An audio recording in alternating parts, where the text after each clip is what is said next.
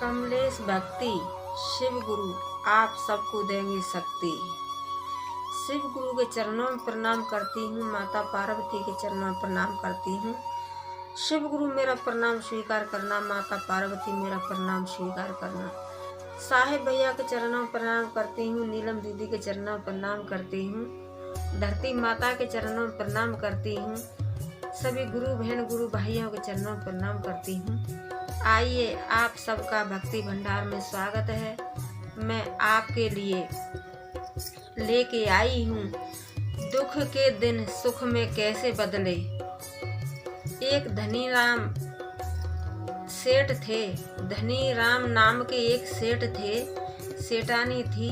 एक उनके पुत्र भी था, तो पुत्र का नाम कैलाश था।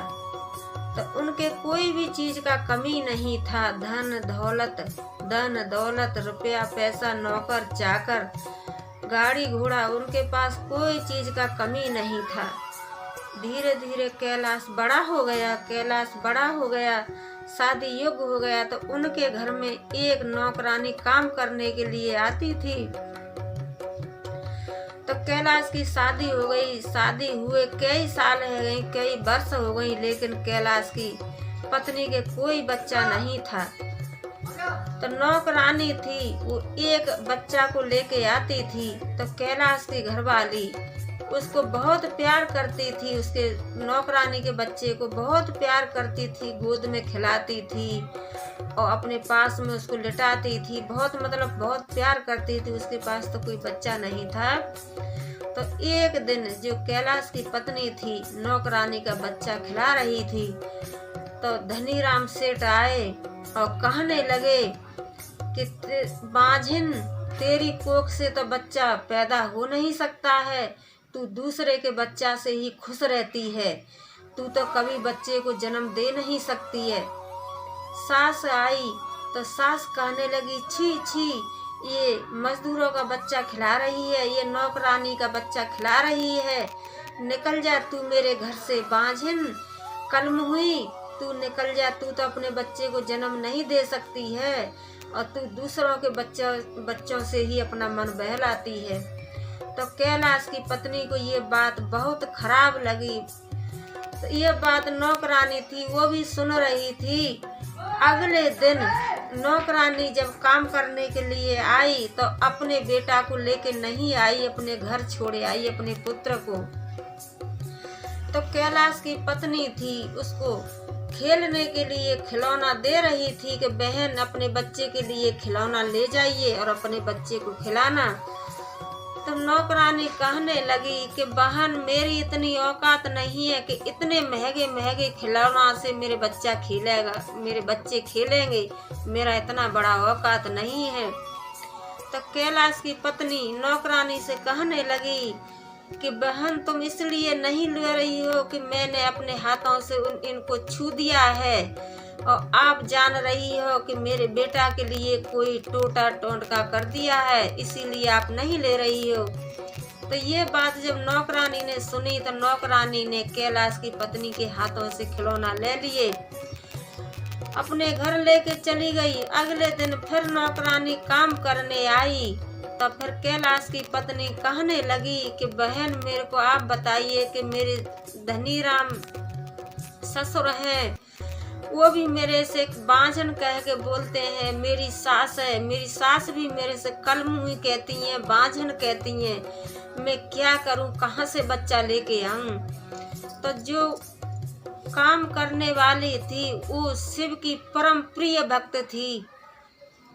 तो कहने लगी कि बहन, आप मेरे साथ चलिए और मैं शंकर भगवान पर विश्वास करती हूँ और शंकर भगवान की जहाँ चर्चा होती है मैं चर्चा में जाती हूँ, वहाँ से प्रसाद लाती हूँ, तो आप भी मेरे साथ चलना। तो सोमवार आया, मंदिर में चर्चा हो रही थी। तो कैलाश की पत्नी को लेके नौकरानी चली गई। तो वहाँ उसने प्रसाद चढ़ाया, शिव चर्चा सुनी। शिव चर्चा सुनने के बाद शिव गुरु से दया मांगने लगी, महादेव दया कीजिए, महादेव मेरी गोद भर दीजिए, शिव गुरु मेरी गोद भर दीजिए। इसी तरीका से महादेव से दया मांगने लगी। दया मांग करके अपने घर आ गई। फिर अगला सोमवार फिर आया तो अगले सोमवार को फिर मंदिर में उसी के साथ नौकरानी के साथ फिर मंदिर में गई। मंदिर में गई तो जो धनीराम सेठ थे, सेठानी थी, कैलाशपति था, तो वो तीनों देखने लगे। अपने बेटा से कहने लगी सास, और उसके पिताजी भी कहने लगे कि बेटा कैलाश, तेरी बहू तो अब घर से बाहर जाने लगी है। जो नौकरानी है उसी के साथ जाती है, पता नहीं कहाँ जाती है तेरी घरवाली, अब तो बाहर घूमने लगी है। ये सुन करके कैलाश कहने लगा कि चलो माताजी, चलो पिताजी, उसको खोज के लाते हैं, कहाँ गई है। तो वो खोजते खोजते और पहुँचे नौकरानी के घर पे। नौकरानी के घर पे पहुँचे तो कहने, उसके बच्चों से कहने लगे कि बेटा तुम्हारी माँ कहाँ गई है। तो नौकरानी के बच्चे कहने लगे कि बाबा हमारी मम्मी तो शिव चर्चा में गई हैं, शिव चर्चा हो रही है मंदिर में, वहीं पे गई हैं। तो वो तीनों मंदिर की तरफ जाने लगे। मंदिर की तरफ जाने लगे तो वहाँ जब चर्चा खत्म हुई तो बाहर आने लगी दोनों, नौकरानी भी और उसकी बहू भी। तो बहू डर से पछाड़ खा के गिर गई तो सास घबरा गई तो सास जल्दी से डॉक्टर लेके आई। डॉक्टर ने बहू का नब्ज पकड़ा, चेक किया आला से, तो डॉक्टर बता दिया कि आपकी पुत बहू कैलाश की पत्नी, आपकी बहू गर्भवती है। तो धनीराम सेठ, धनीराम की घरवाली और कैलाश बहुत खुश हुए। तो 9 माह बाद और कैलाश के एक पुत्र पैदा हुआ था।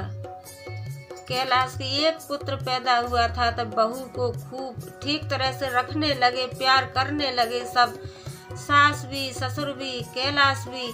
शिव गुरु की कृपा से उनको एक बेटा मिल गया तो सभी खुश होकर के सारा तीनों चारों परिवार अपना हंसी खुशी अपने घर में रहने लगे। और मैं कहती हूँ कि दुख के दिन ऐसे सुख में बदले,